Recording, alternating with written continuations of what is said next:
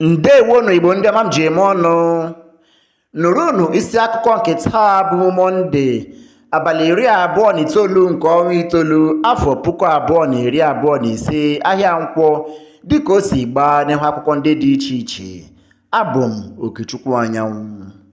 Onye akpọkwala gọọmenti Tinubu aha. Nsogbu Naịjirịa ebidoghị ya n'aka. Nke a ka odeakwụkwọ ukwu nke gọọmenti etiti bụ George Akume kwuru.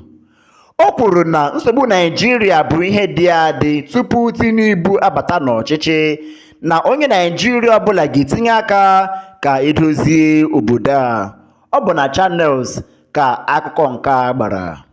N'otu akụkọ Channels ahụ, anyị nụrụ na gọọmenti etiti agọọla agọ na asịrị ahụ na-efegharị ebe niile na ndị oji egbe na-alụ ọgụ ikpochapụ ndị otu Kraịst.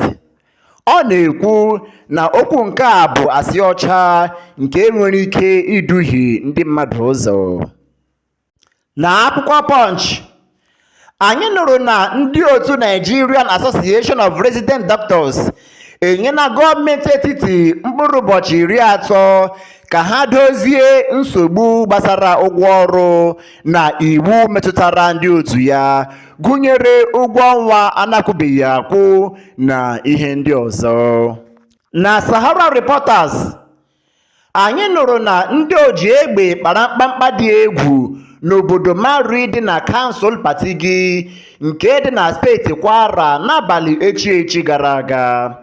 Ha gburu ọtụtụ ndị mmadụ ma merụchaa ndị ọzọ ahụ n'obodo ahụ.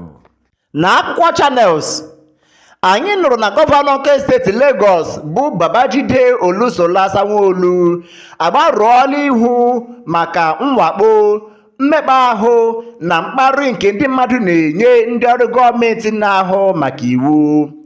Ọ rịọrọ ka e nwee ntụkwasị obi na mmekọrịta ọma n'etiti ndị ọrụ gọọmenti na ndị mmadụ. Na Sahara Reporters, anyị nụrụ na ụlọ ọgwụ University of Nigeria Teaching Hospital UNTH enyela iwu ka enyochaa ọnwụ Charity Ụnachukwu, bụ onye akụkọ kwuru na ọ bụ ileghara anya, umengwụ na ejighị ihe kpọrọ ihe n'ebe ndị ọrụ ahụike nke ụlọọgwụ ahụ nọ butere ọnwụ ya. N'akwụkwọ This Day, anyị nụrụ na onye nnọchianya mpaghara Awe Doma Kiana nke steeti Nasarawa n'ụlọ omeiwu ukwu National Assembly bụ Abubakar Hassan enyela ụmụ akwụkwọ karịrị